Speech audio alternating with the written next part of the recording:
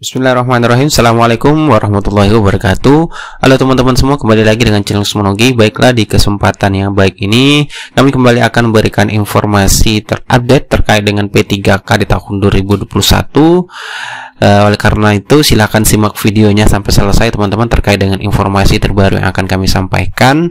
Dan seperti biasa, bagi rekan-rekan yang baru pertama kali menemukan channel ini, jangan lupa untuk tekan tombol subscribe-nya dan aktifkan lonceng notifikasinya agar setiap kami mengupdate info terbaru, teman-teman yang pertama kali mendapatkan informasinya. Oke, langsung saja kita ke info selengkapnya atau pengumuman yang baru saja diposting ya, atau ditampilkan di portal informasi pendaftaran guru P3K. Di websitenya itu guru.ppk.kemendikbud.go.id. Bagi rekan-rekan yang belum tahu, silakan kunjung website ini. Ini adalah portal resmi yang dibuat Kemendikbud khusus untuk P3K guru. Nah, di bagian pengumuman di sini ada pengumuman terbaru yang disampaikan oleh Kemendikbudristek untuk pelamar P3K di tahun 2021. Nah, kita langsung saja baca pengumumannya. Di sini dijelaskan data yang digunakan pada pendaftaran SSCASN P3K guru adalah data periode Desember 2020, di mana pemutakhiran data yang dilakukan setelah periode tersebut tidak dijamin terekam pada seleksi pendaftaran guru ASN P3K di aplikasi SSCASN. Nah, di sini ini tentunya terkait dengan TMT Dapodik, mungkin seperti itu ya, karena ini sudah kita ketahui bahwasanya untuk database yang bisa mengikuti P3K di tahun 2021 itu sumbernya dari Dapodik. Dan kalau kita lihat di sini terkait dengan data periode, mungkin yang dimasukkan adalah data Dapodik. Dan apabila pemutakhiran data yang dilakukan setelah periode tersebut, yaitu periode Desember 2020, maka tidak dijamin terekam pada seleksi pendaftaran guru ASN P3K di aplikasi SSCASN. Ini maksudnya mungkin ada kendala pada saat melakukan pendaftaran sebagian guru, mungkin ya, ini mungkin saat melakukan pendaftaran itu tidak terdata di Dapodik, mungkin seperti itu. Namun kenyataannya juga ada yang melakukan pendaftaran beberapa waktu yang lalu, pas waktu mulai pendaftaran itu banyak kendala di data Dapodik tidak terdaftar. Tentunya mungkin sebagian guru-guru sudah bisa mengatasi masalah tersebut. Namun di sini baru ada pengumuman terkait hal ini, apakah menyangkut hal tersebut atau tidak. Nah, ini mungkin terkait dengan pemutakhiran data ini dilakukan setelah periode Desember 2020, itu tidak dijamin terekam pada seleksi pendaftaran guru ASN P3K di aplikasi SSCASN. Namun yang terpenting teman-teman, ketika teman-teman sudah melakukan pendaftaran di portal SSCASN dan sudah berhasil, atau yang belum resum, silakan selesaikan pendaftarannya sebelum akhir pendaftaran yang sudah ditetapkan oleh Pansernas. Yang terbaru itu tanggal 26 Juli itu terakhir pendaftaran. Jadi silakan saja akhiri pendaftaran sebelum tanggal tersebut.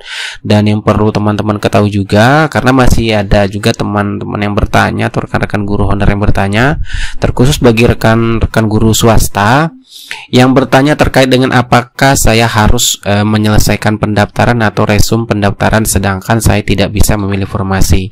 Nah, di sini kami menjelaskan kembali bahwasanya untuk peserta 1 itu guru honorer sekolah negeri, kemudian peserta 2 honor THK 2, dan guru honor sekolah swasta dan lulusan PPG itu wajib semua menyelesaikan pendaftaran di tahap awal atau di periode pendaftaran sudah ditetapkan oleh Pansernas, di mana terakhirnya itu tanggal 26 Juli.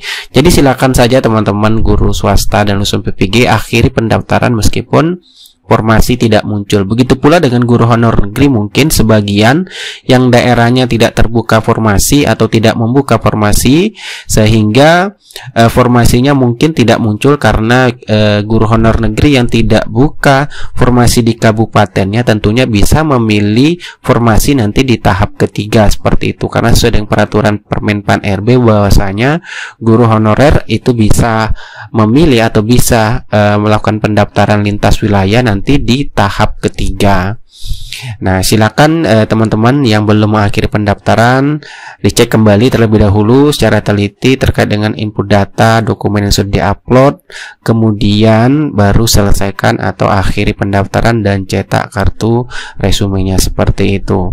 Kemudian terkait dengan barangkali masih ada permasalahan-permasalahan yang teman-teman hadapi sampai saat ini terkait dengan untuk pendaftaran, silakan langsung saja kunjungi helpdesk P3K Kemendikbud. Di sini ya, guru P3K Kemendikbud, di bagian paling bawah di portal ini, yaitu ada pertanyaan mengenai P3K. Langsung saja klik di sini teman-teman, hubungi kami untuk menanyakan solusi terkait dengan permasalahan yang teman-teman hadapi ya.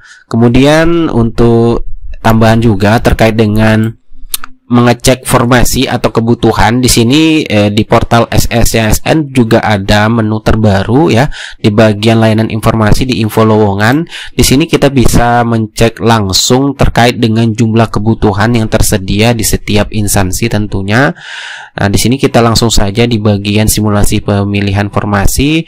Silakan di sini di bagian jenis pengadaan dipilih P3K Guru, kemudian silakan pilih instansi atau kabupaten teman-teman sekalian. Bisa saya contohkan di Kabupaten Buton Selatan. Di sini langsung saja kita klik cari, maka nanti akan muncul terkait dengan kebutuhan per sekolah ini ya, per lokasi. Misalnya di sini pemerintah Kabupaten Buton Selatan, jabatan ahli pertama guru TIK, lokasinya SMP Negeri 6 Batauga. Kemudian jenis formasinya umum, dapat diisi disabilitas ya, kebutuhannya 1, seperti itu. Jadi ini bisa dimanfaatkan, bisa dijadikan pedoman bagi teman-teman yang belum mendaftar ya, untuk melihat ketersediaan formasi, tentunya mencari info-info apakah di sekolah ini ada guru honorer atau tidak.